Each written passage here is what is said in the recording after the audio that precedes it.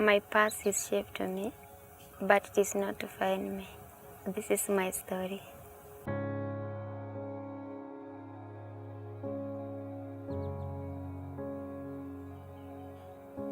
I was born in a polygamy family. My father had 3 wives. My mother was the third one. During that time, my father told me that he was not my real father. But I never asked my mom who is my real father.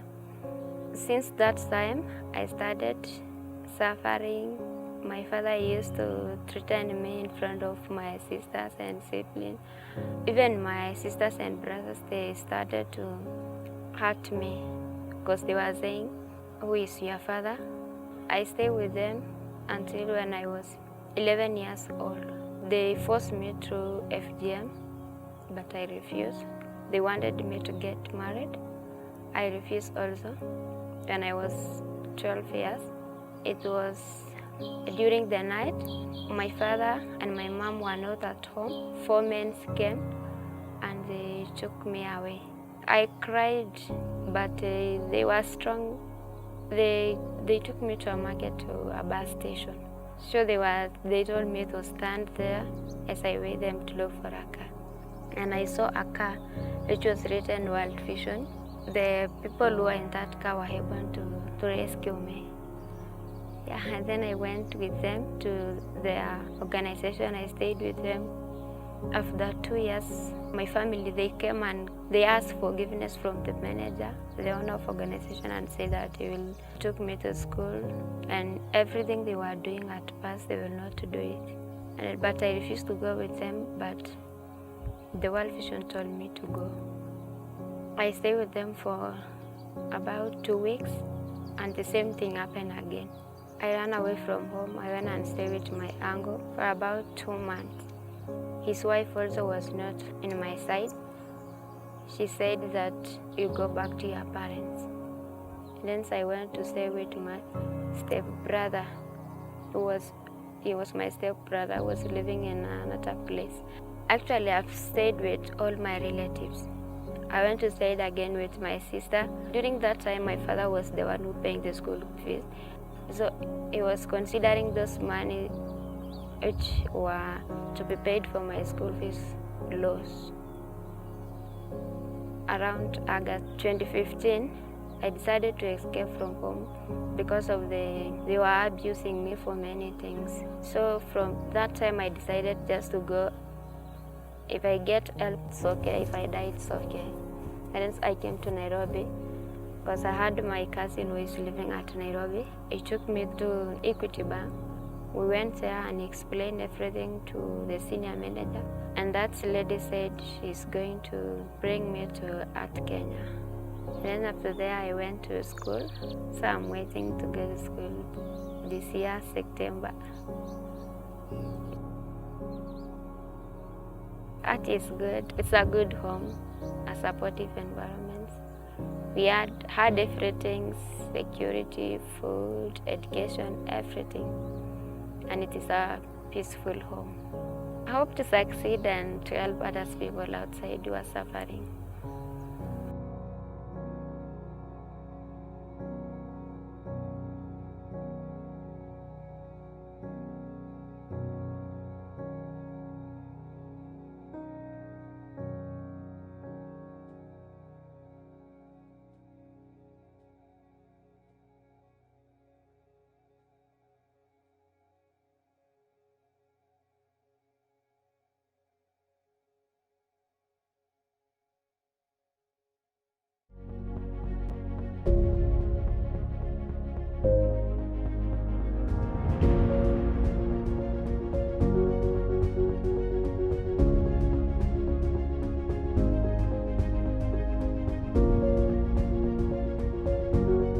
Welcome again to yet another edition of one of the events we are planning for you for the 16 days of activism.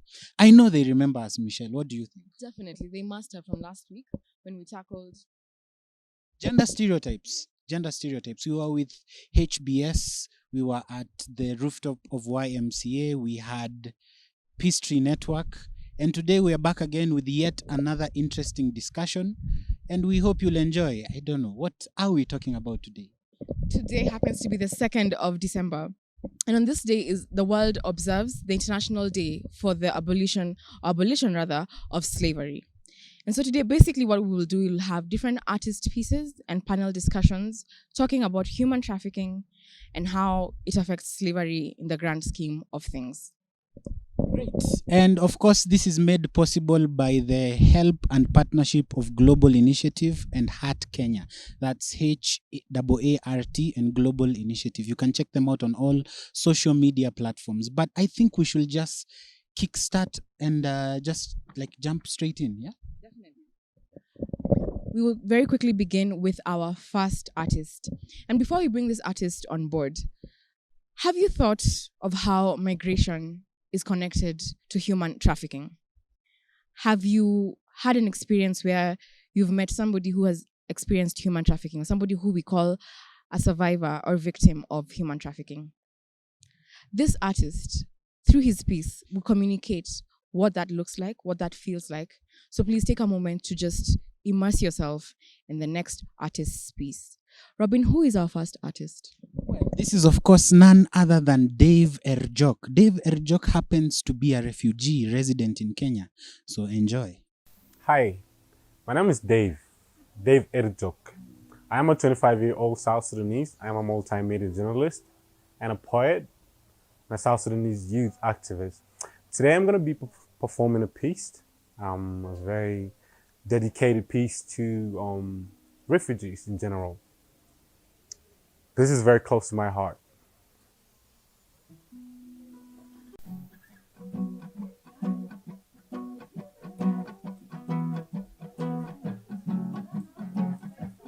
Daddy, don't touch me there.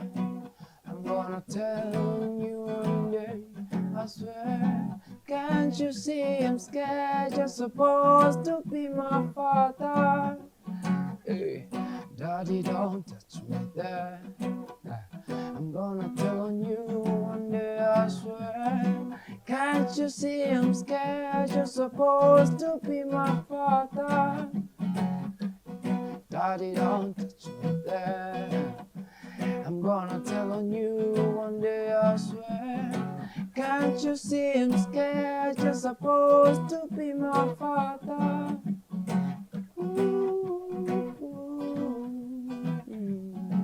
I'm supposed to be your daughter. I'm supposed to be your daughter. I'm supposed to be your daughter, and you are supposed to be my provider, protector, not the one that backslide me in a corner with a knife and one strong arm in my collar. Mom, I call her. Honor your mom and father so you should live long. But how do you live long than the one that did you wrong? Like glass broke the little angel's heart. Life she cursed, she only know pain, even the rain can't wash away. Daddy, don't touch me there. I'm gonna tell on you one day, I swear. Can't you see I'm scared? You're supposed to be my father. And Daddy, don't touch me there. I'm gonna tell you one day, I swear. Can't you see I'm scared? You're supposed to be my father. Daddy, don't touch me there. I'm gonna tell on you one day, I swear. Can't you see I'm scared? You're supposed to be my father. I don't know what it is. I don't know where the money is. I lost my direction. Is this south, north, or east? The only time I felt at ease is when I am asleep.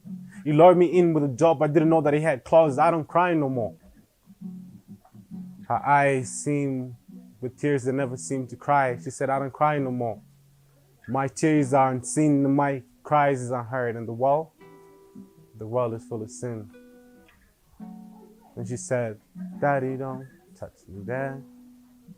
I'm gonna tell them you one day, I swear. Can't you see I'm scared? You're supposed to be my... Daddy, don't touch me there.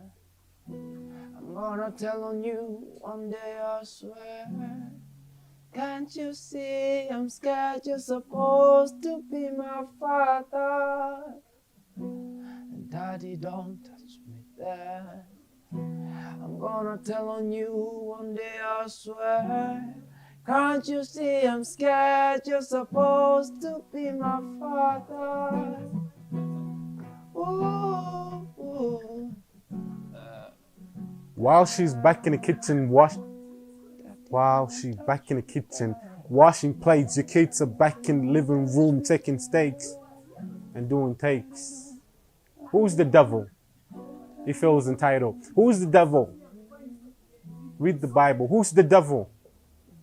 He comes in the night and rape me and leave me with the pain worth 1,000 death. And she said, Daddy, don't touch me there. I'm gonna tell on you one day, I swear. Can't you see I'm scared? You're supposed to be my father. And daddy, don't touch me there. No. I'm gonna tell on you one day, I swear.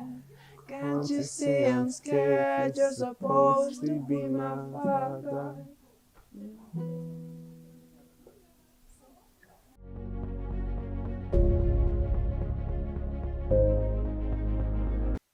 Joining us now are two very wonderful ladies whose organizations work actively in the space of human trafficking.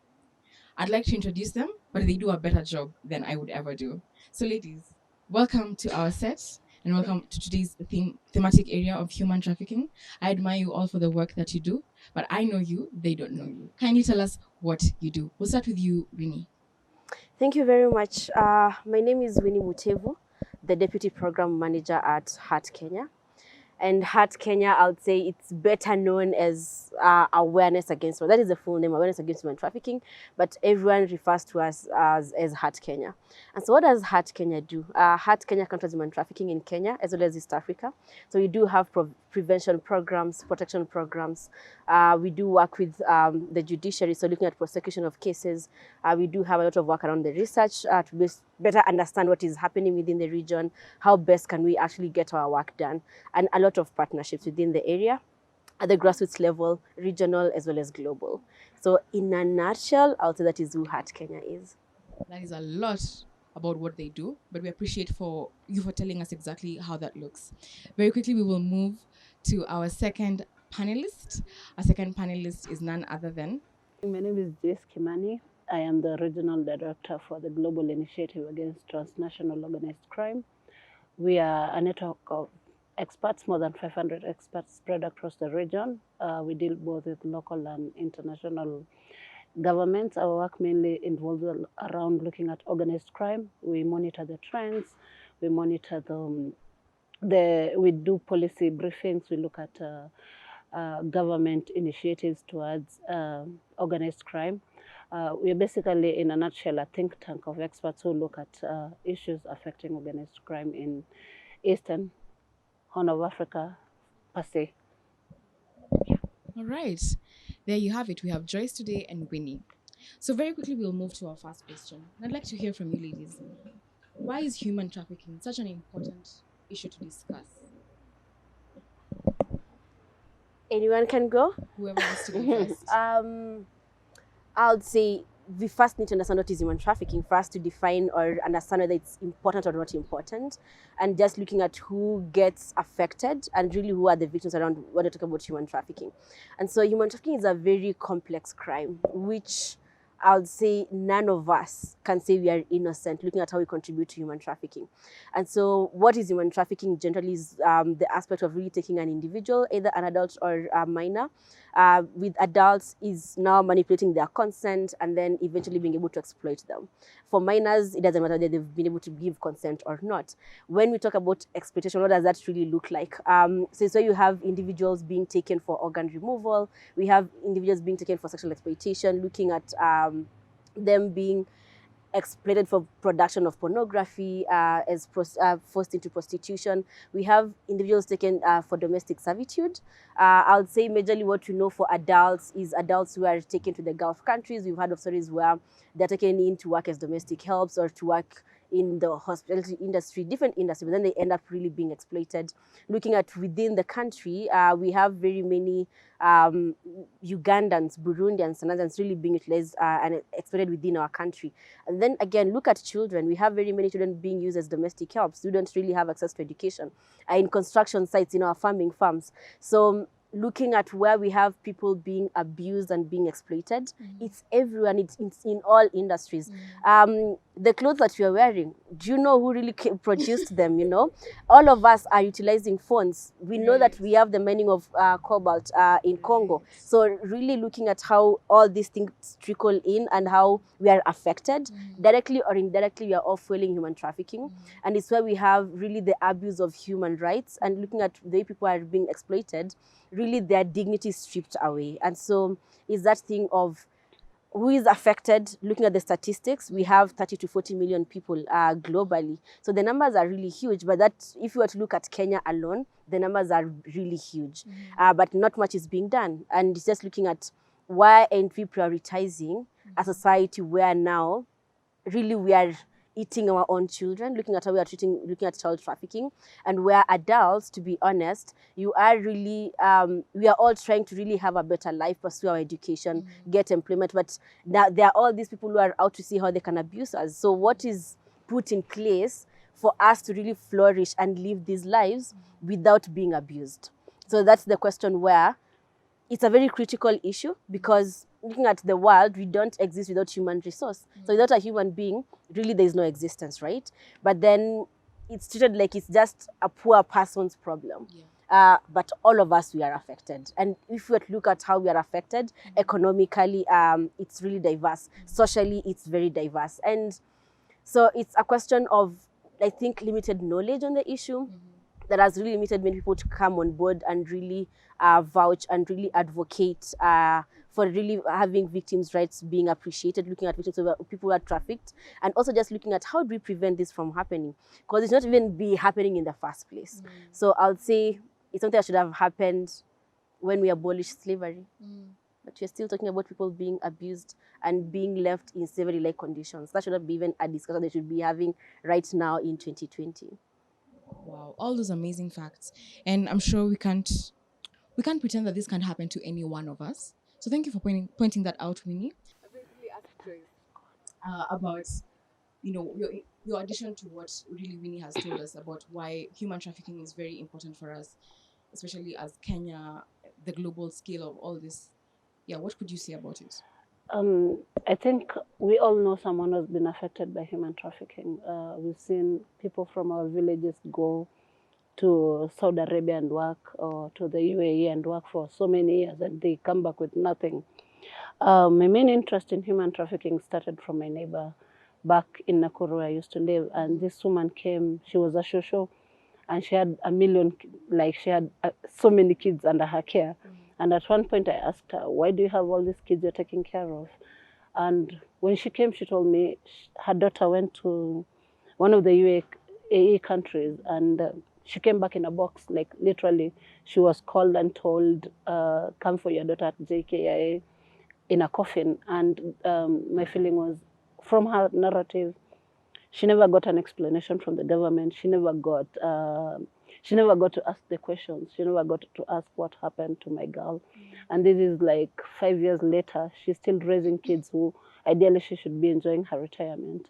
And we all have had these cases. We all have had people around us who either they are sexually exploited. We've walked on streets and seen beggars from different East African countries. I know where I come from, we have kids from Tanzania, from Uganda, who come to beg on the streets. We have people who come as far as from Congo they are lured into Kenya, and they're told with big prospects of being musicians, like the Congolese musician, is it rumba or something? And when they come here, they turn into like pornography stars. And so this is a discussion that should be happening more often, but we sweep it under the rug. We act like it's normal, and I feel like it's time to have a conversation. It's time to pull out the rugs and discuss human trafficking. We all know that Kenya is a main hub of human trafficking. built as a transit zone and a source, and we all view this as statistics, and that is my main problem when it comes to human trafficking. We remove the human bit of the trafficking, so we look at it like just trafficking, but we're forgetting that there are people involved, there are children involved, there are women involved, there are men involved, and when you listen to survivor stories and when you listen to people who are behind these campaigns, you understand the impact that this has on the society in a whole. But I feel like as a society, we neglect it because sometimes it's so subtle. You wouldn't know that that house girl from Uganda who is in Kenya is actually being exploited or is a victim of human trafficking. We just say, niba wangu ako na mganda nampigianga magoti, which in real sense is the lady came from Uganda to seek for work, but it ended up as something different. So I feel like it's time we have this conversation over and over again until people are aware that these are problems that society needs to address. I couldn't agree more. But very quickly, as we move on to the rest of this discussion, I think it's important for us to also bring out our next artist who will really tell us whose piece is centered around this thematic area as well in a different aspect. And I'll let Robin introduce our next artist. Thank you very much, Michelle. So our next artist is embodying the message we have just heard from our panelists. He's really saying that human trafficking is not something that happens to others. It's something that is very likely going to happen to you who is watching this live feed of the Gaining Grip Experience 3. He goes by the name of Teller 254. Teller is a spoken word artist, a storyteller. He is a mental health advocate doing a lot of work in building discussions around issues such as this one that we're handling today. So without much further ado, I will let you enjoy the poetic wiles of Teller 254.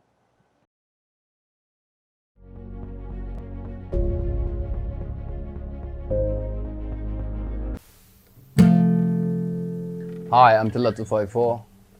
Follow me on Instagram and Twitter. I'm Pesa PS India. I know that we've all been going through a tough time in Corona, with this Corona pandemic. Some have lost jobs, some have been sick, some have lost their loved ones. And I just want to remind you that you don't always have to have this, you know. There's someone who has it more than you, and his name is God. Yeah, and it's okay to give it up. Yeah, when you feel like you're almost giving up, give it up to Him.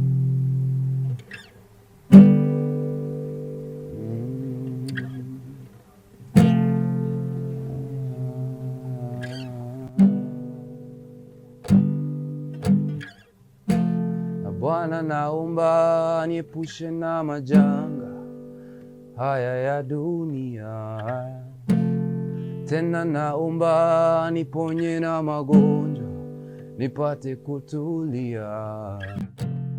This cup is heavy to bear now. Nazama nishike mkono, sema neno moja, sema neno moja, sema neno moja, sema neno moja, nitakuwa sawa.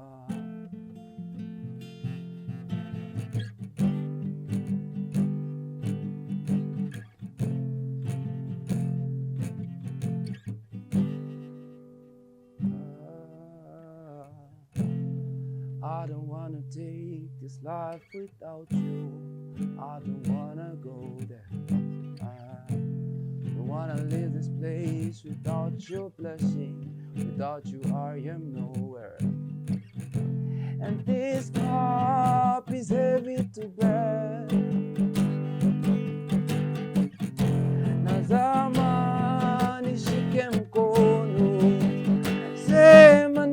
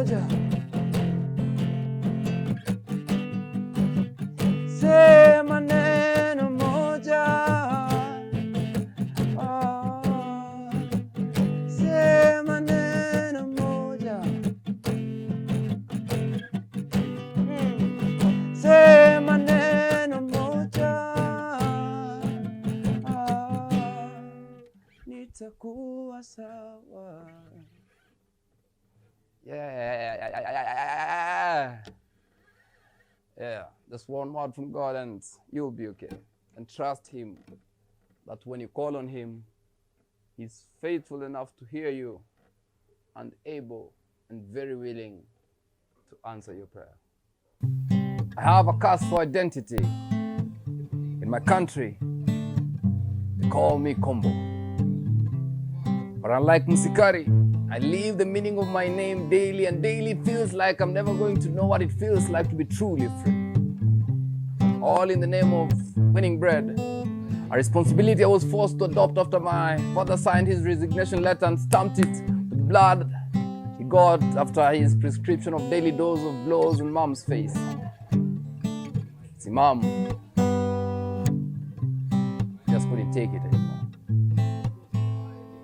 How can someone who swore to love you and stick by you in front of God and men be the same person who teaches you to hate everything about your entire existence? I could see her desire for us to go further. Whenever she put down her kikoi and wore an overall to keep us in class, even though she left school quite early, and early she woke up every day to make ends meet for us to at least have something on the table. So as a boy of the house, I had to man up and live to a country foreign to my beliefs and culture. I'd seen how people lived abroad. They didn't have the same problems as us. In fact, to them, daily bread was not just bread. Their fridges stored everything they saw on shelves and supermarkets. So a guardian angel is what I saw when I woke up to the news that I could finally further my studies abroad, to a country that to me was only a miracle in my dreams.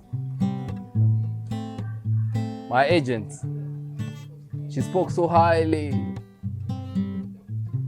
of the institution I was enrolling to, and even wished me safe travels and that my room was fully paid for until I was done with my curriculum. But my expectations of joining school on landing were met with stares that defined spite all too well. I didn't need to hear their words, I could see their facial expressions say, "You are not wanted here. There's no room for you in this space. But don't worry, the rat of the streets will welcome you just like they did the other dogs." I was only a green boy from the village out to look for an education and greener pastures. But to my handler, I was her greener pastures. She looked at me like she had made a kill for the century. As she held my hand as we walked in a room filled with men who wore elegantly and ladies who had classy dresses. Show her you're up, son. Give this one a firm handshake. See, with your particular tone of skin, you can actually make double. We get that you're a bit skinny, but even the rail handles the weight of the train, so we know you fit the job description. Hey?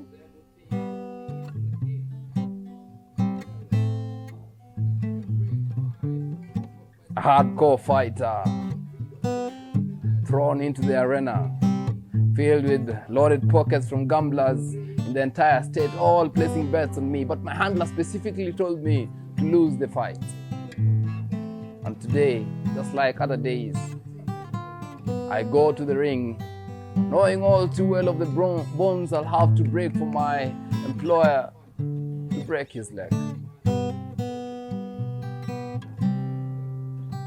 So I'm sorry if I don't meet your expectations today for a job I never signed up for, because today I will fight. Not for myself, but for their 1,000 ladies like Grazielda being trafficked and forced to prostitution in South Africa. Today I will fight, not for myself, but for the young boy in my country who wants to come here. Today I will fight for what is right. This is for my mom, This is for the trafficking agents who think of this as a game, who only saw me as a pawn who can be chased away or salvaged depending on my positioning with my queen. This is for them who think of this as a game. Tell them they can break my bones, but my spirit is built on 1,000 freedom fighters. Even their lame rules cannot break me. My smile engraves the wars in my mind. So I will not let you see my brokenness. My tears have camouflaged to nothingness, so you will die before seeing them, and all you have will be nothing.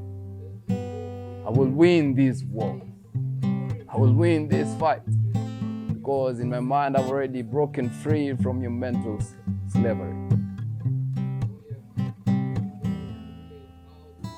Say no to human trafficking. This is for you.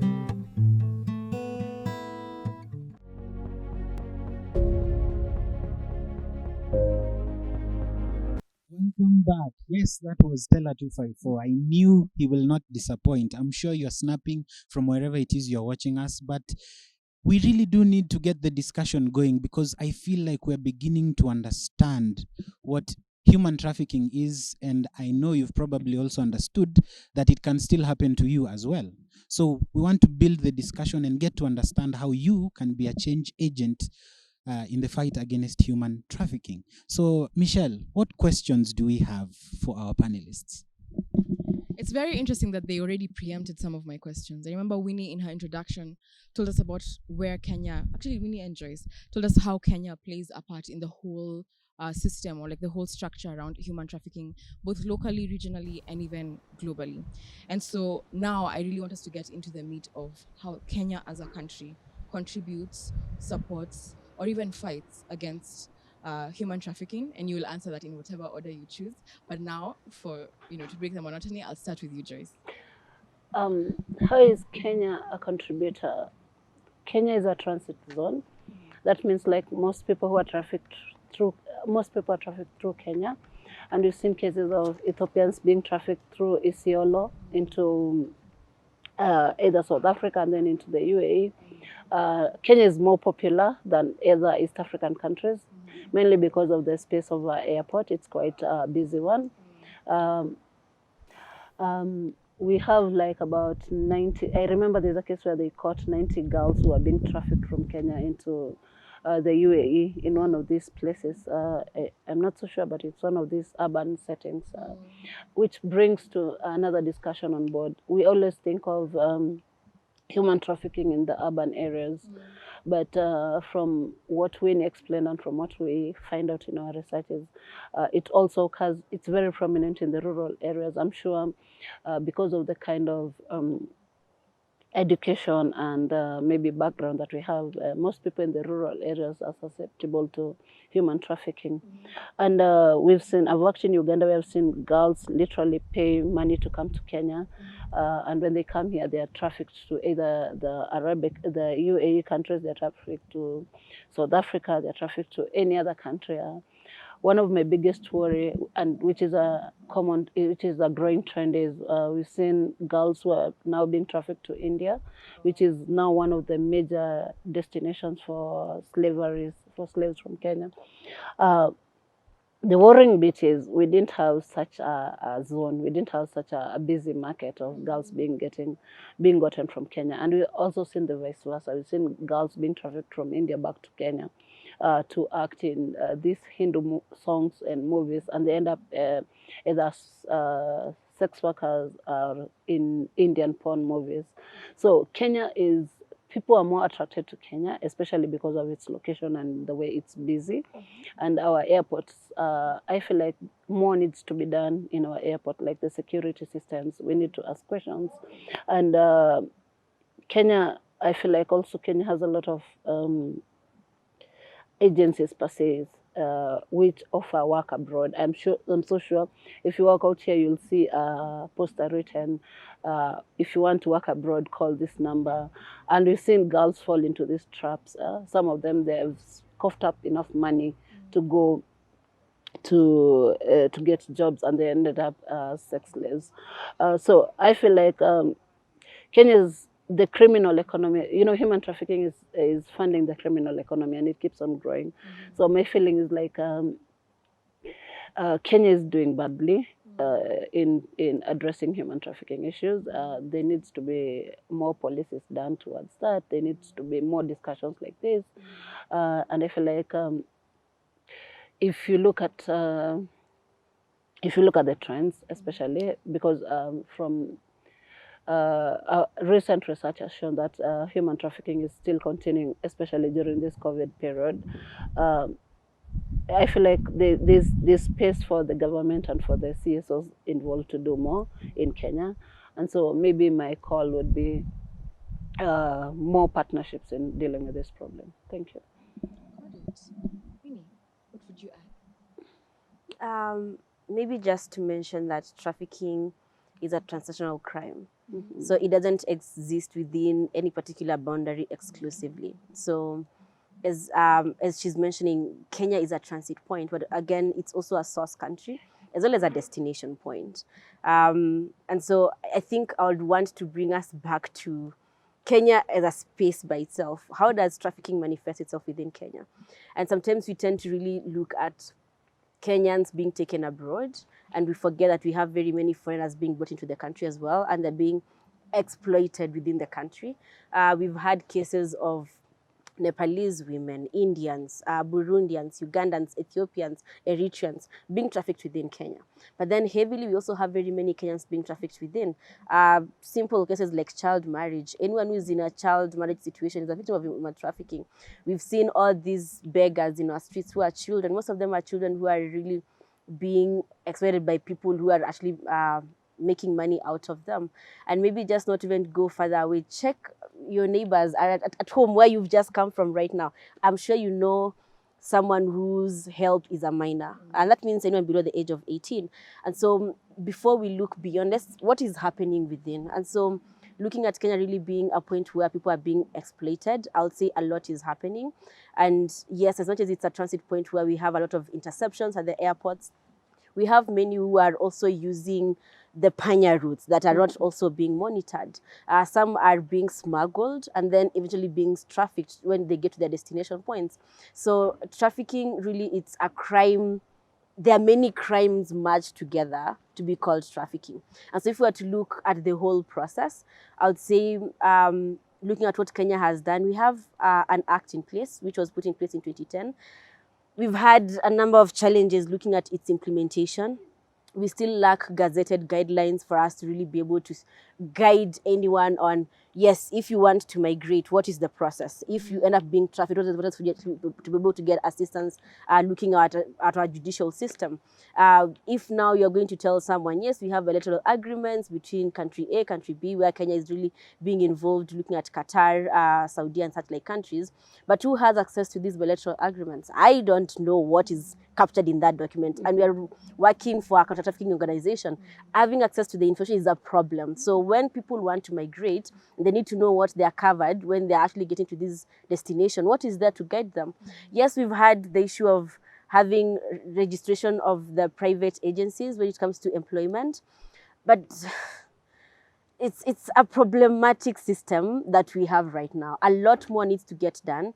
And I think unless really we commit to fighting the crime, whatever we are doing, it's having small balls being thrown everywhere, and cohesively no one really is looking at how can we be able to synergize and work together, both as private sector, NGOs, as well as the government. And who is being trafficked is someone who doesn't have info of all these things that you're sharing right now. So how do we get the information to them to prevent them from being trafficked?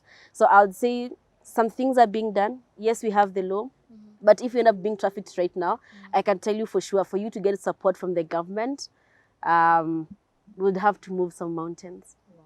Yeah. Ladies and gentlemen, there you have it. That all these things are happening in plain sight.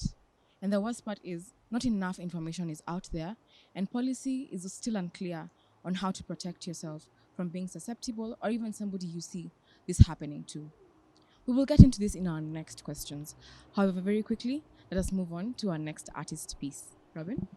Yes, thank you very much. The next artist is also talking. I like how they're in tune with our panel because the next artist is actually of Somali origin. She goes by the name Somali Iron Lady. Somali Iron Lady is going to be giving you the perspective of a woman because women in many cases bear the brunt, the short end of the stick when it comes to a lot of these issues. So to be trafficked and to be a woman is harder than to be trafficked and be a man. But she's going to tell you more about that. I am no expert in the poetic ways of one Somali Iron Lady. So enjoy her performance. So I go by the name Somali Iron Lady. I'll be performing a piece about human trafficking. Hope you like it. Niko home na bado na feel homeless. Sijui mbona wanani treat ka story za ghost. Nilisoma nikapita with flying colors.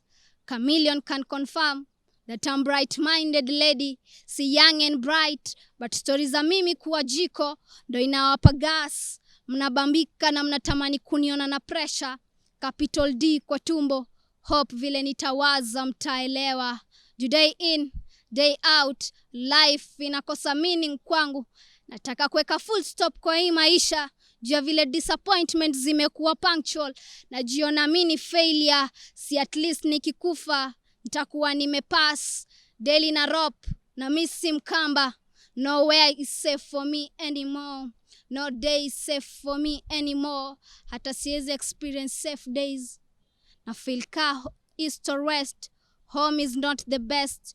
Juniko kwa inchi yangu, Somalia, small lakini bado nalia.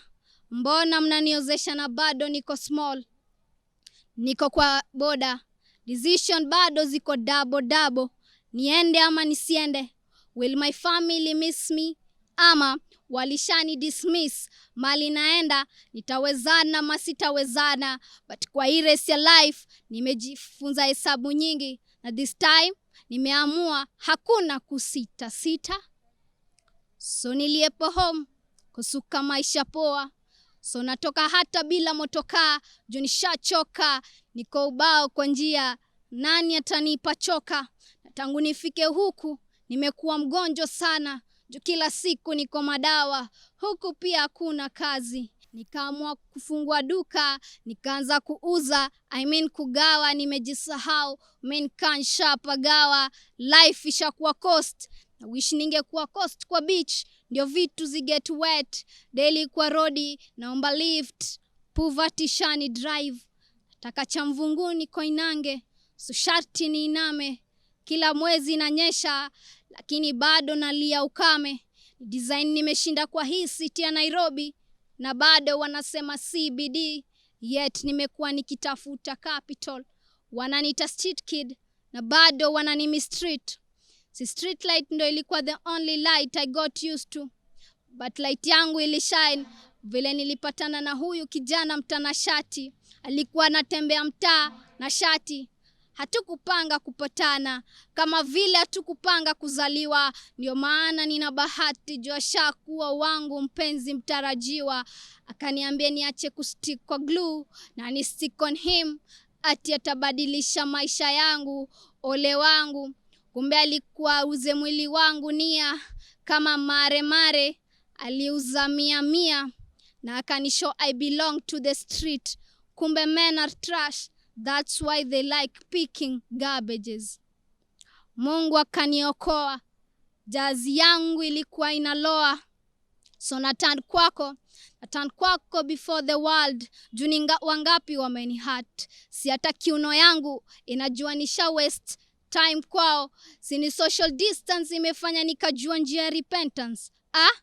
Kumbe haitaji sanitizer. Ndio nikuwe square in life. Lazima nipunguze circle ya watu wanani pressure. So natan kwako, waambie hata wakifanya ni feel hopeless, bado sita feel hope less. Juu hope yangu iko full. That's why niko hopeful. Shukran.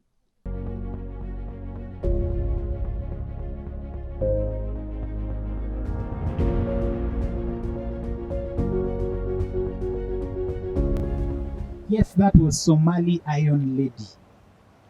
On to the next question. Michelle. Thank you so much, Robin. And we have seen how different things happen and how we are also part of the puzzle when it comes to human trafficking and how we support this, from the industries that we have to some of the home care that we need. And so, getting into that, I'll ask our panelists again. What do you say as for us as people who are unaware, or like ordinary people? How do we contribute, or how do we contribute and how can we support the fight against human trafficking? I'll start with you, Winnie.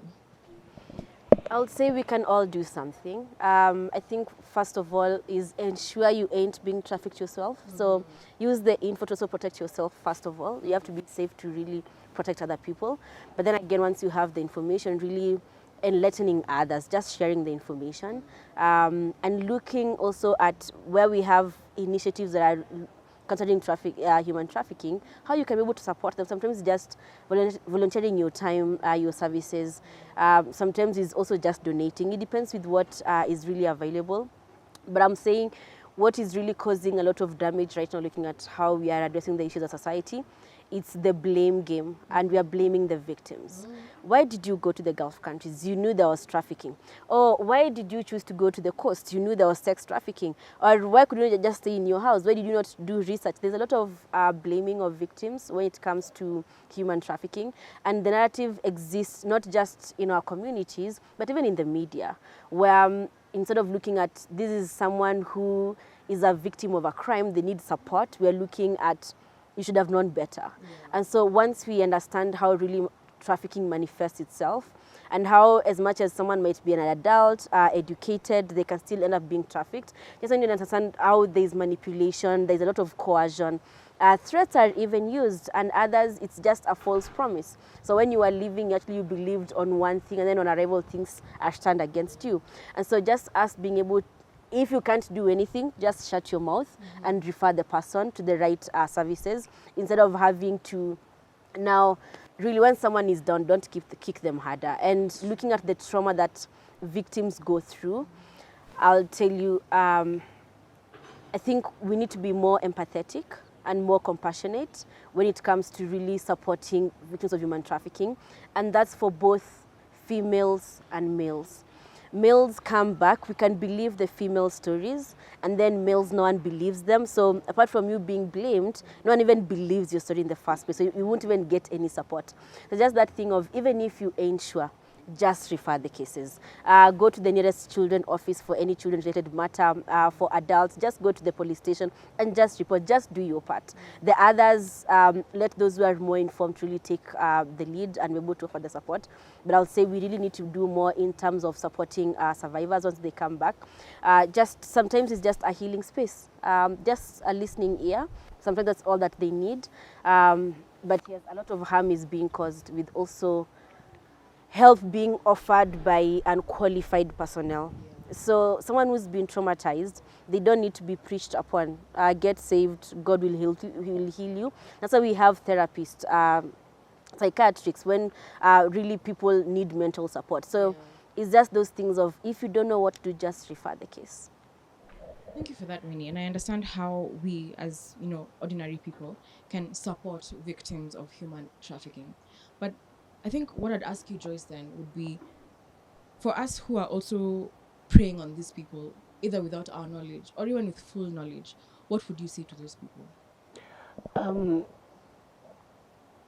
Basically, for the people who, we have perpetrators of human trafficking, and they're well known, and some of them are not well known. So we have both businessmen, especially. Let me target the businessmen who are perpetrators of this. My feeling is most of them are aware of what they're doing. Most of them are aware that they're taking these girls to a different country to do sex slaves or to, like, for child labor. Case in point, I would say I've seen people being moved from Uganda, from Tanzania, and I think I mentioned this before, and they're used in Naivasha basically as beggars. So you bring beggars to Kenya to ask for money. My feeling is there needs a lot to be done to these people who are actually doing this with the awareness that what they're doing is wrong. Kenya has 101 laws, but the implementation is the problem. So my challenge would be to the judiciary. These people are there, they're known. Some of them are really key people in the society, and we always feel like the price they pay is, their price tag is quite high. So getting them arrested, getting them taken to court for human trafficking has been quite a challenge. As an organization which is fighting this, we can say that we've been able to pinpoint some individuals. But when push comes to shove, when it comes to following the law, we get a lot of bottlenecks. And of course, money still talks. We've seen money exchange hands. We've seen people who are ideally right now supposed to be behind bars. I think most of you saw the children being trafficked, the BBC story on children being stolen, and people were arrested for only 2 days. So I feel like a lot needs to be done, especially to the perpetrators. There needs to be a lot of shouting.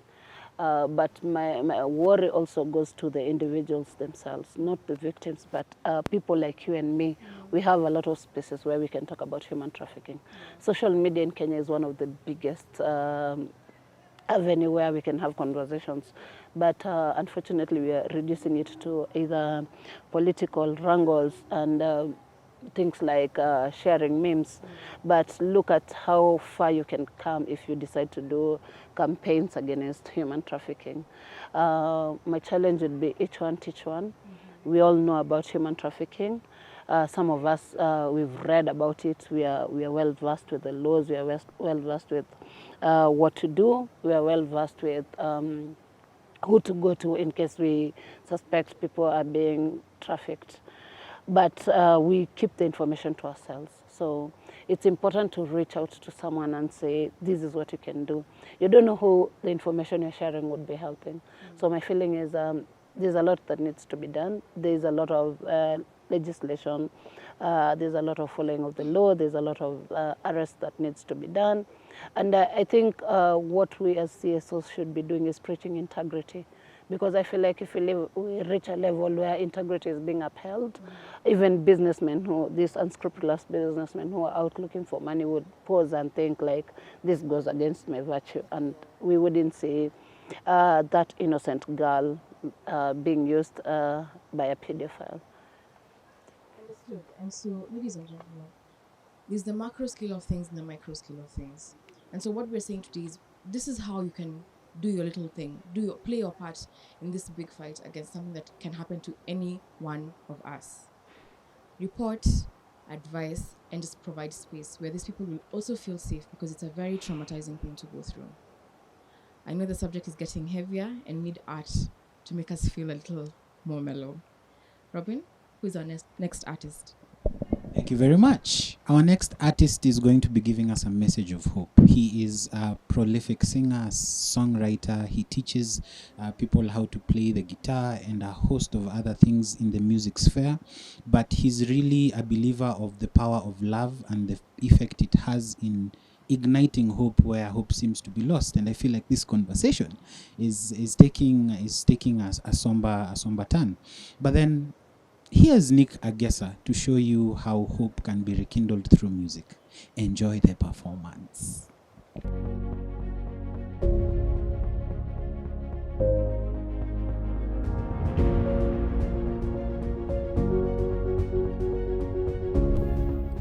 Hi guys, my name is Nick Agesa. I'm a singer-songwriter, pianist and guitarist. So today I'm gonna sing 2 songs which are originals. The first one is called Cry for Freedom. It's basically about a person who is enslaved, and to relate it to this, it's about a person who's been trafficked and is crying for freedom. And the second one, it's called Let Me Dream Again. So when we were younger, we all had dreams to be doctors, to be leaders out there, but imagine you being trafficked while you're still young, and this actually just messes up your whole plan and your whole future. So it messes up your dream. The first song, Cry for Freedom.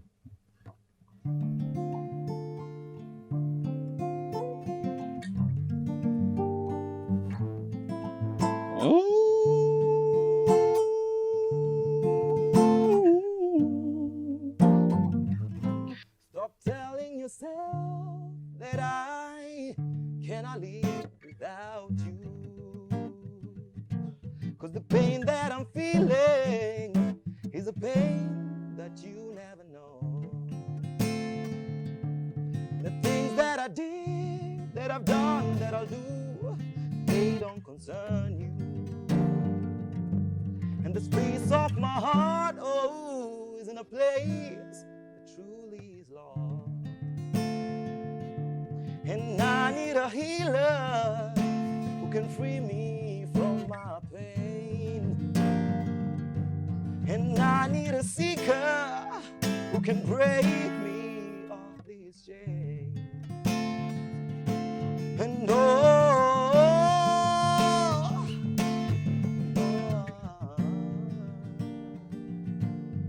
yeah, it's a cry for freedom. Oh,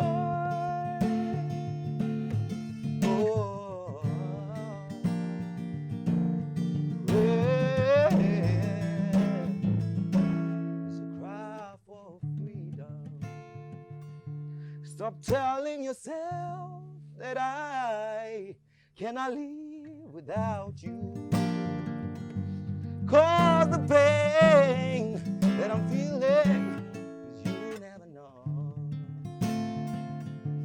That things that I did, that I've done, that I'll do, they don't concern you.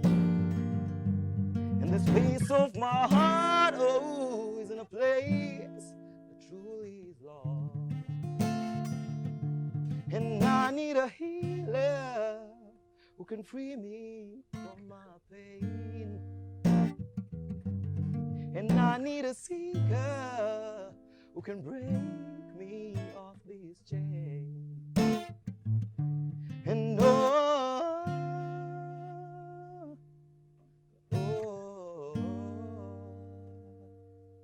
yeah, it's a cry for freedom. And oh,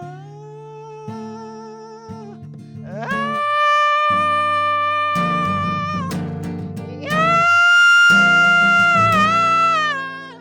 the cry for freedom.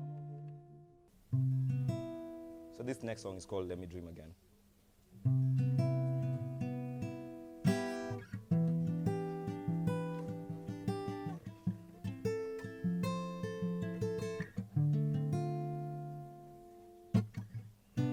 I wanna dream again.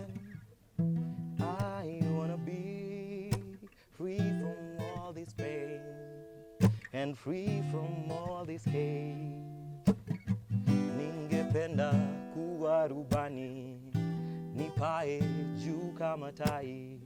Ningependa kuwa daktari.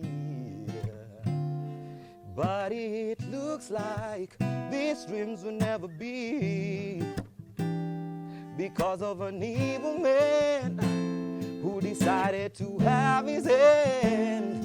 And now niko hapa, locked up in this cage. But I wanna live again, I wanna dream again. So take me away,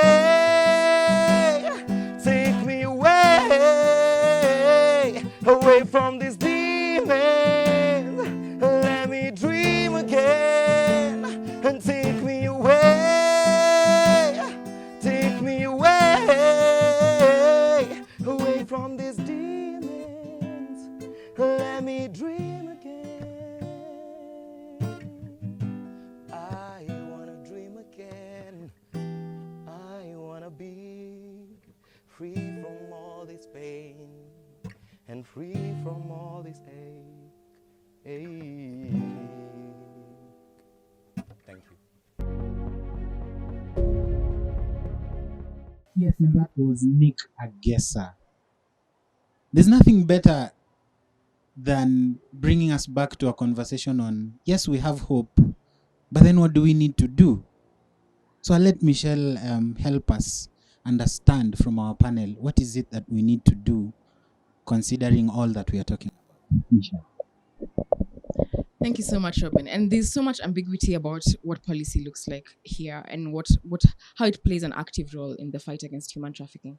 So very quickly, we will move to our first panelist, Winnie. And Winnie, I'll ask you, what would you say are the policies that are effective, and what change needs to be made around policy in this matter? That's a very broad question, looking at what should be effective. However, I'll say what we have within the Kenyan state, we have the National Referral Mechanism, which is already, well, it's a document that should help you know once you get a client who is a victim of trafficking, how should they be able to get support? Where do you begin? And really looking at the government level, what support is available. A lot is to be said on how we are implementing that one. I'll say I think this year and sometime last year, we've had a lot of awareness being done at the coast just to have more people being aware of what the NRM is. We have an act in place, as I've mentioned. However, those of us who understand how law works, we can only implement and really put a law into place and talk about it being implemented when we have actually a policy that guides how you're able to implement, actually actualize the law, looking at what we're able to achieve using the judicial system. But those guidelines don't exist as it is since 2010. We don't have guidelines to actually guide you on how do we fully really have the law being enforced. We have a trust fund, which is captured within the Act. As I've told you right now, if you get a victim and you need the government to support with that fund, you don't have guidelines on actually how that should be utilized. And so it's looking at what we have available. Have we even tried to utilize it to say, maybe let's have a few changes here and there? But it's just looking at, it's not being operationalized, looking at the trust fund, the guidelines have not been gazetted. They've been somewhere as far as we are concerned as a civil society. They exist somewhere but not yet gazetted, so they're not utilized. And looking at the act, it's an act where in case I'm found to be guilty, to be a perpetrator of human trafficking, there's a penalty of not less than 30 years or a fine of not less than 30 million. However, looking at us being able to actually have convictions, successful convictions, where we have child marriages, forced begging, all these things are within.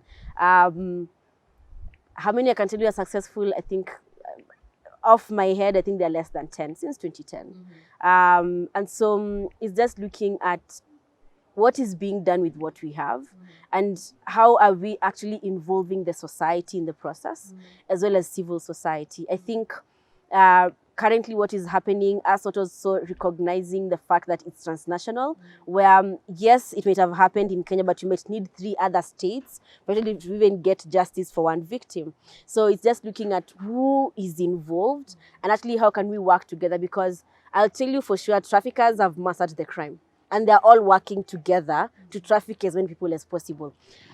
The rest of us, we are here trying to figure out what is trafficking or what do we need to do. We'll never catch up. And looking at what is happening right now, the harm that is being caused could really be prevented if we're able to work together. So I'll say we have something in place. We just need to really be able to enforce and implement what we have. I get it. And it's important for you to bring out all those things. Ideally, we should all learn to educate ourselves. Very quickly, I will move on to Joyce. And I think because your organization actively works in this space, you have programs, you have all these things you have set up to help victims to really contribute to this fight. And so I think I'd ask you personally, what is that thing that you would change, you think, to really create a big dent in the fight against human trafficking? Personally believe in knowledge is power. Yeah, my biggest issue with human trafficking is even the victims themselves don't realize they're being trafficked until it's too late. Until someone is in a foreign country and you can't even access the embassies, or you are somewhere stripped of your dignity, you don't even have money to come back home. In my personal space, I believe in just creating more awareness, shouting from the rooftop, telling people that this is actually a problem, because most people don't realize that human trafficking is actually a problem. It's a crime, both against the humanity and against, it goes against all human laws. I believe in creating awareness, in talking about it, in educating even to the least. I have a 6-year-old niece, and I enjoy telling her what human trafficking is, because I believe these are the people who will change the next generation. Like, it would be hard for her to be trafficked if she knows that this is actually a crime. For me, I think my call to action would be just creating more awareness, shouting, screaming from the rooftop, talking to any organization that is fighting against this, coming together. I believe that this bond, one of the things that we found out as the global initiative is when you work together with organizations that deal with human trafficking, we have a bigger voice. For example, you can be able to point out different governments that are actually involved in this, and different people, key people in government who are actually involved in human trafficking. So this partnership has been able to help us look even into West Africa, East Africa, and the Sahel region, on what is happening in on the trends that are happening in human trafficking. So I believe that when we dish out information, when we talk to everyone, we are able to fight this just one person at a time. And slowly by slowly, we'll get there. We'll eliminate human trafficking in the next few years. Indeed. Maybe just to add, Joyce. Yes. Just to follow up on what follow on what Joyce has been able to say. Looking at awareness creation, I would also want to add, in terms of the policy aspect, we have to go beyond giving information, because not everyone who gets into trafficking situation is not aware of what human trafficking is. Sometimes it's that thing, yes, I know what is trafficking, but then you're telling me to stay where I am and feed on what? So some people actually are degree holders. It's not that they don't have information. We have educated people who actually get into trafficking streams. And so it's just looking at, if I'm to stay here, what is available? Just looking at the social systems. If you were to get sick right now, Enigma, let's be honest, are you guaranteed that you can access any medical support right now? Quality medical support. Can we even afford it? And some of us, we are working, it's a struggle. How about these people who are not even working? So sometimes it's that thing of, I'm willing to take the risk because there's nothing here. And it's not that I'm taking a risk to be trafficked. I just don't have enough info to decide, but I'm willing to take that risk just to have something on the table. So it's us looking at what can we be able to do generally to really have improved social systems, and for us to be able to at least support people, at least basic things like food, like healthcare, like education. I think that should be accessible. So looking at what needs to be done as well, looking at the government structures and how we're able to support our systems. Those are some of the key things also need to be looked into. All right. And I think getting more people involved and really just even more awareness, because we all have to hold each other accountable when all this is happening in our different countries. As Winnie pointed out, this is it's not localized, it's transboundary. It happens across countries, across regions, and the world over. And so one of the things I actually enjoy about the 16 days of activism is how organizations come together. And just to remind you that we have with us today global initiatives, as well as Heart Kenya, who are here, and Anika Initiative, of course, who are here really to bring this awareness and even just shed light on what policy looks like. And so I will ask our final question for the night. For the night. What is it about artistic expression that enables this conversation to go even further? And I'll start with you, Joyce. Number one, I'm a fan of art, so I like spoken word. But we live in a society where their voices are being heard more. We live in a society where people are more fine-tuned into. People are not patient enough to read or to go beyond books and find out the problem. So, global initiative, and I find it easier to communicate through words and through visuals. So we've seen a lot of people responding to spoken word artists. We've seen a lot of songs come up talking about basically human trafficking, and people are able to respond. But also important is look at the age that is being trafficked.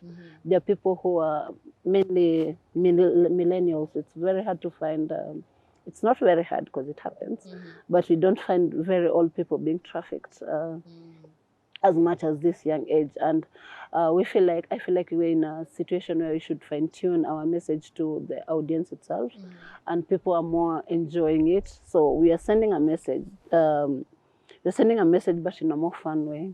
And I feel like the art space in Kenya is quite commanding. It has a very good audience. And so we've seen also people relate more to the messages themselves. And from experience, I've seen when we talk about something, for example, when we have a discussion on an art scene, and people come to you and they say, you see, I can relate to maybe someone's space because this line spoke to me, and it's they're able to share the experiences. And frankly, I can tell you, we've been able to secure help for people who just came as a reaction of a line they had in a poet's voice or something. And I feel like it's the ideal time, it's the opportune time, and the art is the way to go, personally, for me. Yeah. Understood. Thank you. Winnie. I think just a quick addition to Joyce's feedback is just that trafficking is a very complex issue. And I would say some of us, I don't know, we've been taught some things symbolize different things. So it's just once you're able to communicate in an art form that at least people are able to identify with, then it becomes easy for you to break down a very complex issue in a way that people can actually understand in a few minutes or even a few seconds.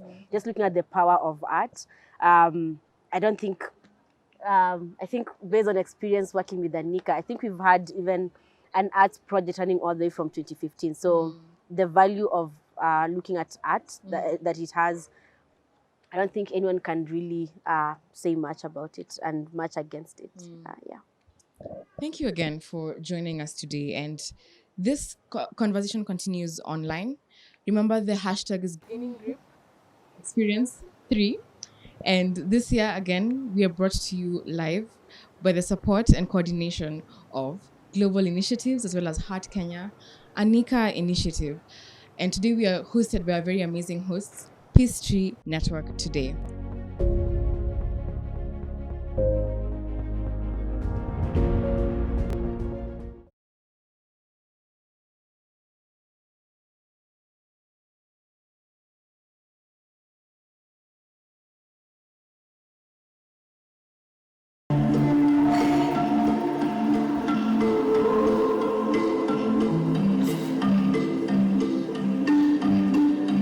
Hello, sweet grief. I know you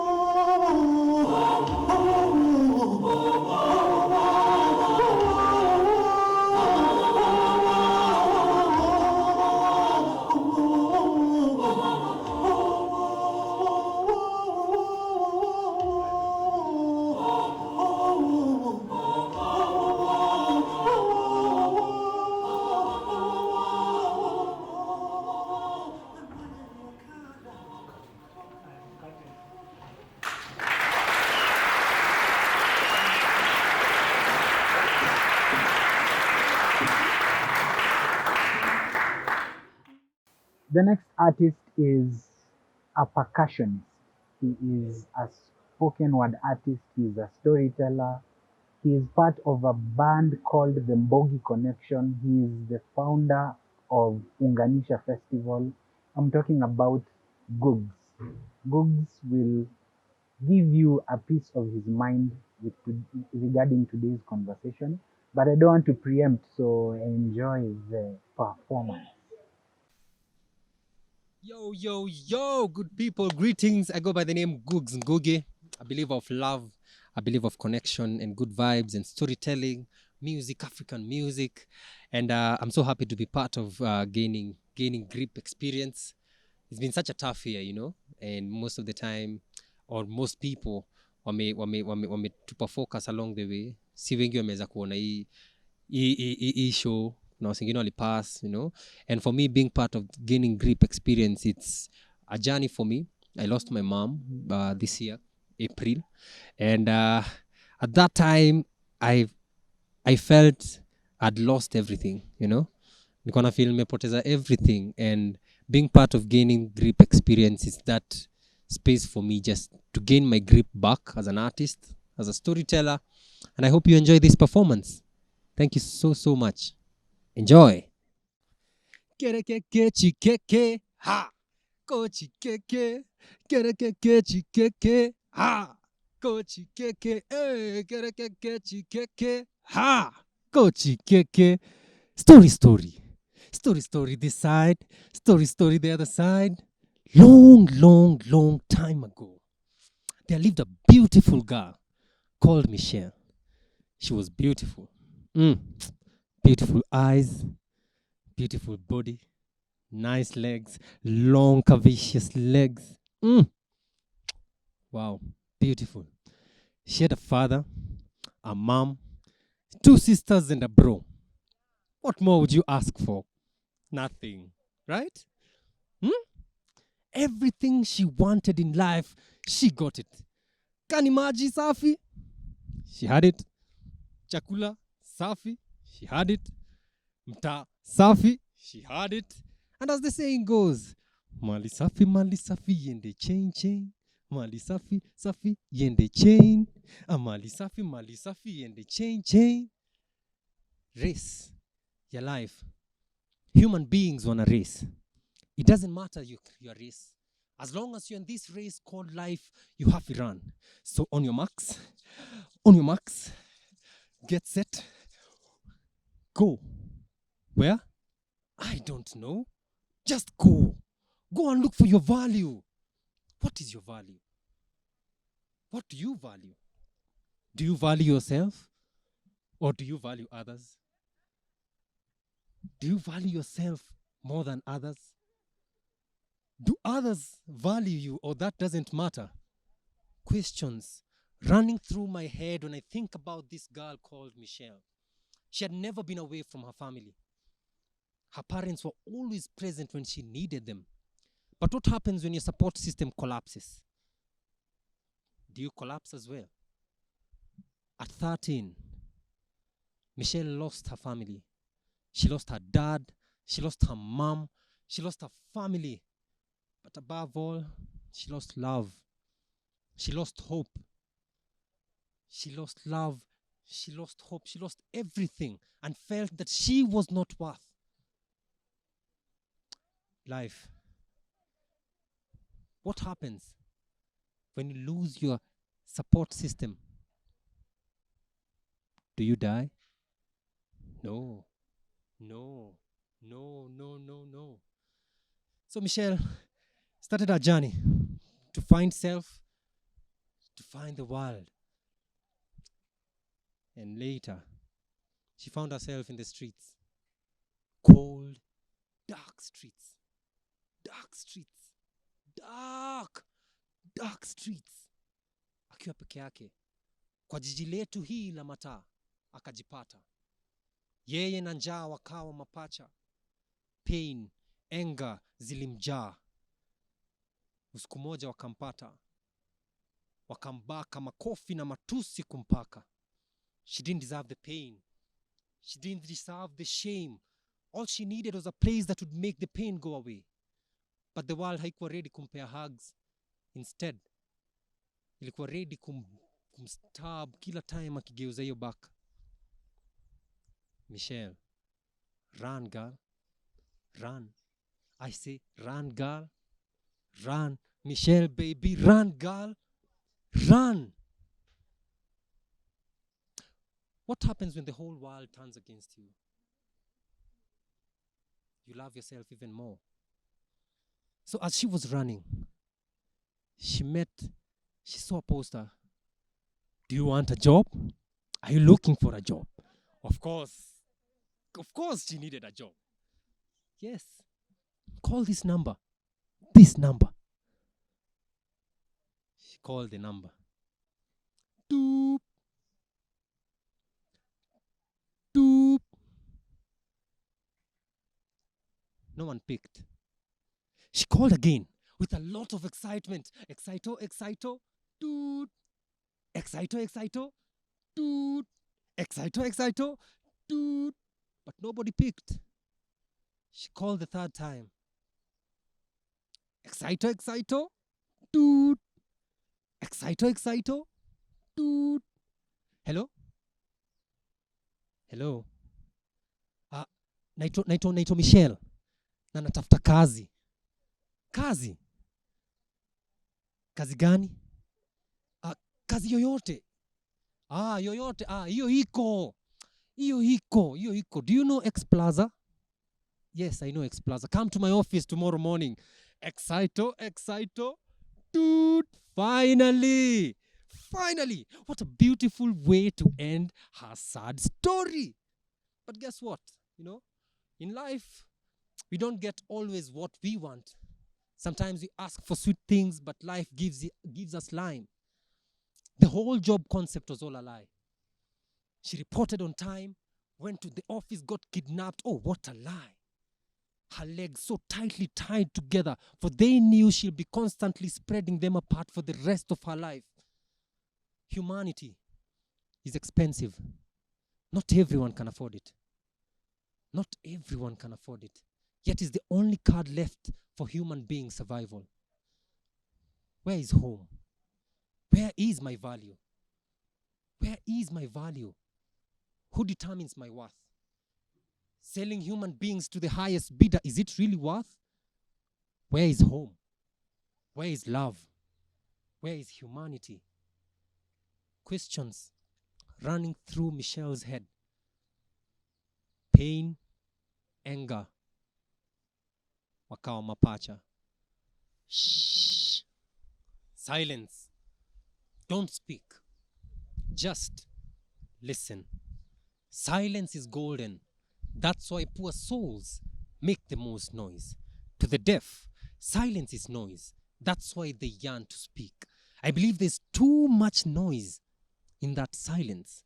Since actions speak louder than words, then the deaf and dumb should stop shouting in sign language. Shh. Silence. Listen. Listen to your heart beat. Listen to the different thoughts shouting in your head, yet you're still silent. Listen to the different noises that are made when a predator hunts its prey, yet animals don't speak. Shh. Listen. Listen to your heart beat. For it's from the abundance of the heart that the mouth speaks. And it's only in silence that you can hear your heart beat. Therefore, every word is golden. Shh. Listen. I think there are words hidden in silence. Only that these words can't be said silently. As a tree grows, it's very silent. But when it's cut down, it makes a lot of noise. I think this noise is a silent word said differently. Growth is silent, but destruction is noisy. However, keep in mind that life is full of noise, but death is silent. Delivery rooms are ever noisy, but graveyards are silent. So, to know the real value of words, remain silent. But being silent in small matters that matter may make the small matters become very big matters. Silence is an illusion of peace. It's after the silent night, the oh holy night, that the kids were killed when Christ on the cross thought God was silent. He screamed, my God, why have you forsaken me? But it was in that silence that souls were saved. Shh. Silence. Don't speak. Just listen, listen, listen, listen.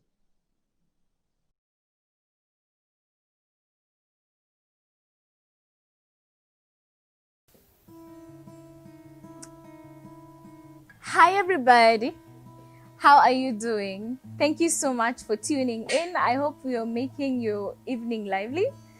So, my name is Spontaneous the Poet, and I am joined by the amazing guitarist Nick Agesa. This project is very close to my heart, having been a human trafficking ambassador for the past 5 years at Heart Kenya. The reason why I feel like we need to mainstream conversations on human trafficking is because people don't choose to be vulnerable. They get vulnerable because of the socioeconomic factors involved. We all want a good life. We all want to be able to sustain ourselves sometimes, and sometimes we just fall into traps as we're looking for greener pastures. So I really hope that when we get to do this performance, it speaks to someone out there to be more careful amidst wanting to pursue their dreams. So yeah, thank you. Forgive me for blabbing too much. It's just that it's really that thing. Yeah.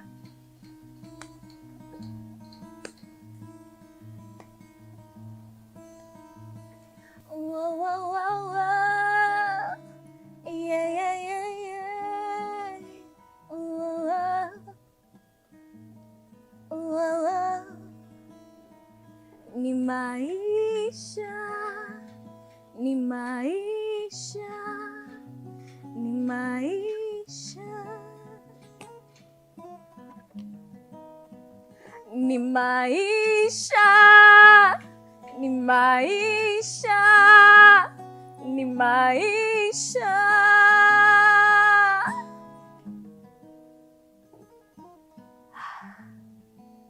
When I was a kid, all I ever wanted was to do much, to be much, to step into the light and make a whole difference. So I grew, made school my priority, Nick. I grew. As kids symbolized success, I grew, I swear. I toiled hard enough to have certificates touched in my bag. Funny, the tall buildings, even now with the grades, still we couldn't access them. So I grew less, still holding on to my ambition, which were quite ambiguous now. I grew less as hopelessness and loss stepped in. You know? Tell them, Nick. Ni maisha, yeah? Maisha, maisha, maisha. Ni maisha, maisha, Ni maisha, maisha, maisha, maisha, maisha. maisha. I wasn't winning. My family knew about it. My friends knew about it. The acquaintances and strangers, and even the pimp knew about it. I wasn't winning. You could smell the odor, and you could notice the crumbling folds. I wasn't winning. So Nick, when they said that I got a job overseas, I was excited. That meant I could finally step into the light and make the whole difference. I could now oversee much. I could overtalk much. I could overhear much. I mean, finally, I could step into that light, and that would make a whole difference. So we went and boarded the plane, you know? And I heard them saying, "We are here." Nick, I was so excited. When they finally reiterated, "I was here," gosh, that meant new beginnings. That meant a new life. That meant dead ends. Freedom. Freedom. I shrank. I shrank in loneliness. Here, I knew no one. Here, I had no one. Here, I was alone. I can tell you the countless times that they got inside of me unwillingly. I can tell you the amount of times that they scrapped humans off me forcibly. I can't tell you the many times that threats, blackmails had me obliged fearfully. But ni maisha, sindio? Maisha, Maisha, maisha, maisha, maisha, maisha, maisha, maisha. I died 1,000 times, Nick. Maisha. I died 1,000 times abusing drugs just to stay sane. I died 1,000 times, Nick.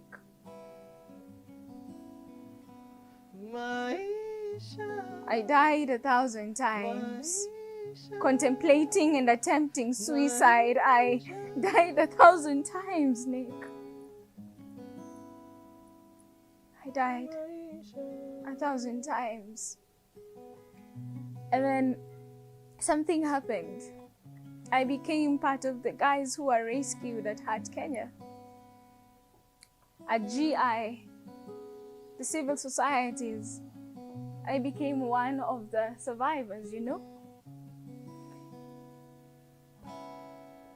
I finally stepped into the light and made a whole difference. So before I finish this segment, thank you for snapping. I can see you, I can hear you. I just want to tell you one thing. I need you to oversee much.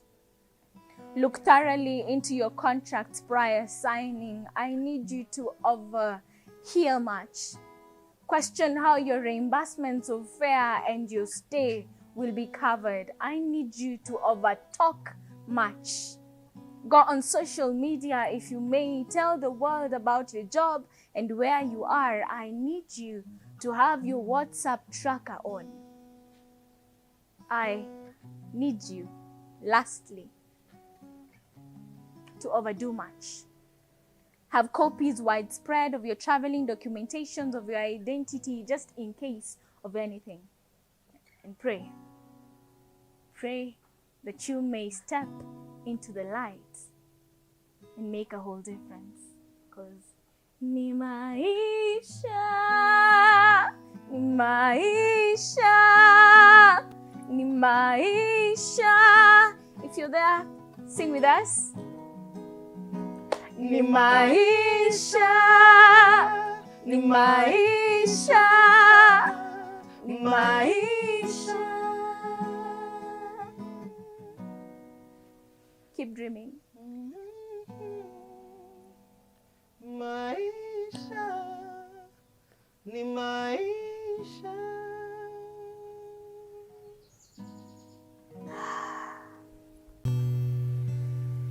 Human trafficking exists because there are a number of enablers that make it possible for human beings to be trafficked. Now, with or without your knowledge, you may be part of the enabling environment that allows human trafficking to start and prosper. So this is a piece that is entitled A Letter from the Pimp. Essentially, picture somebody who was arrested for pimping out people's daughters, which is a huge part of human trafficking, because pimps provide ladies for sex workers and a whole host of other products in the fetish market. But this is him explaining to you why you, the person watching this, is an enabler of human trafficking in the grand scale and scheme of things. So enjoy.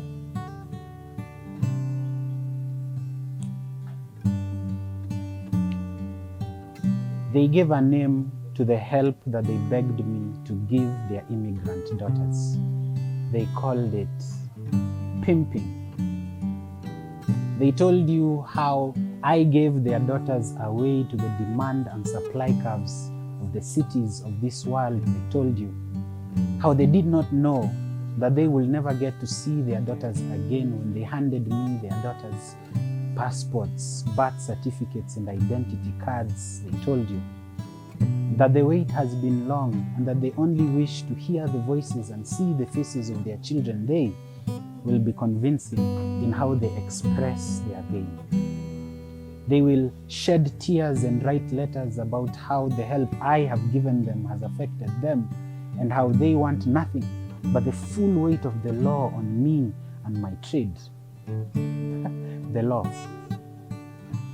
This same law that is run and paid for by the soiled hands of powerful shadows that reach into the despair of men and women such as they that seek my help, the pimp. I have oiled these hands. I have oiled them with the pain and tears of boys and girls, both young and old. They will not tell you about how happy they are that now they are able to pay school fees. They will not tell you about how they receive a lump sum of money at the end of each month that allows them to live under a modest roof. They will not tell you about how crafty they become when they ask me to find opportunities for their sons and daughters at whatever cost. You will not be there when they shout and jump for joy in the inlands of Tanzania. When I tell them that I have found a job for their daughter in a spa in the leafy suburbs of Nairobi. Here, she will be expected to massage the stress out of clients and give them extras for more pay.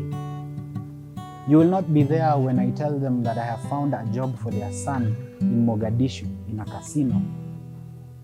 You will also not be there when they tell their daughter that she should not cry. She shouldn't be worried. Because this thing that's at the middle of her legs, it's not a soap. It's not a soap so that it can wither and lather away when it's used. You will not be there when they tell their son that it is his turn to take care of the family and that this is the only way to do it. When they come at you next time, preaching to you about how I, the pimp, am the problem, ask them if they had a role to play, however small. Ask them this and watch them become silent.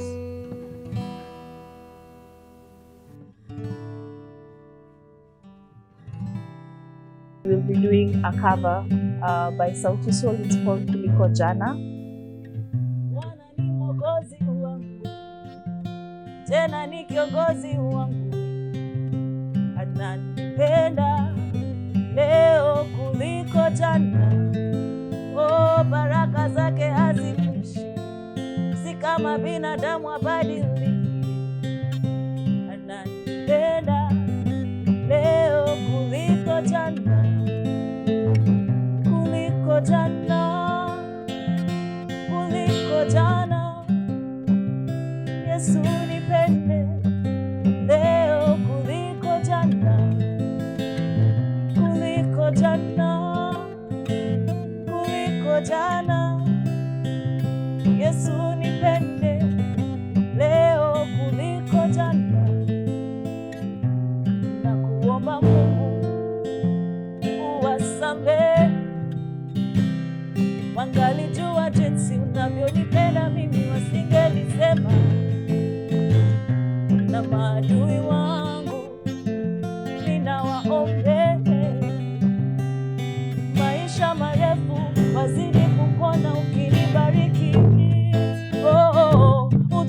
binadamu ni watu wa ajabu sana, walimkana Yesu mara 3 kabla jogoo kuwika. Ujue binadamu ni watu wa ajabu sana, walimsulubisha Yesu Masia bila kusita. Oh, na Bwana ni mwokozi wangu, na tena ni kiongozi wangu, ananipenda leo kuliko jana. Oh, baraka zake haziishi, si kama binadamu abadiliki.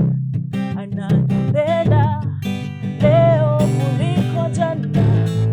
Oh, kuliko jana, kuliko jana. Yesu nipende leo kuliko jana, kuliko jana, kuliko jana. Yesu nipende leo kuliko jana. Wewe ndio nategemea, kufa kupona Baba na kutegemea, chochote kitanikatia, kuingia mbinguni utaniondolea.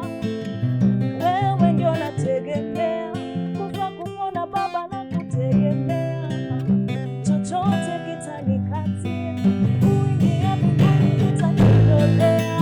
Ona Bwana ni mwokozi wangu wewe, oh kiongozi wangu wewe, ananipenda leo kuliko jana. Baraka zake haziishi, si kama binadamu abadiliki. Ananipenda leo kuliko jana, kuliko jana, kuliko jana. Yesu nipende leo kuliko jana, kuliko jana, kuliko jana. Yesu nipende leo kuliko jana.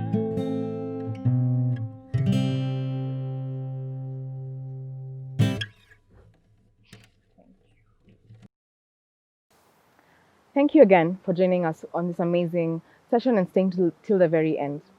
Today we have tackled the very difficult, complex, and almost very uncomfortable conversation on human trafficking. And some of the things we have learned today are like how we, as ordinary citizens, can contribute to the fight, and how we can support and hold our governments accountable when it comes to the fight against human trafficking, both in our local settings, our regional settings, and across the world. Robin, tell us more about our artists today. Yes, we have brought you musicians, we have brought you spoken word artists, we have brought you storytellers, all with the aim of bringing the discussion into context so that we are all together when we talk about the breaking down of the concrete issues we have discussed today. And of course, don't forget to follow us on our pages at the Anika Initiative, at Global Initiative, at Peace Tree Network, at Heart Kenya. Of course, the hashtag was Gaining Grip Experience 3. Follow the conversation there. Keep commenting, keep liking, and subscribe to all the channels. Do all the things people ask you to do on social media, but do them for us. But from us here today, we will have to famously say, love you and leave you. Thank you, ladies and gentlemen. Good night.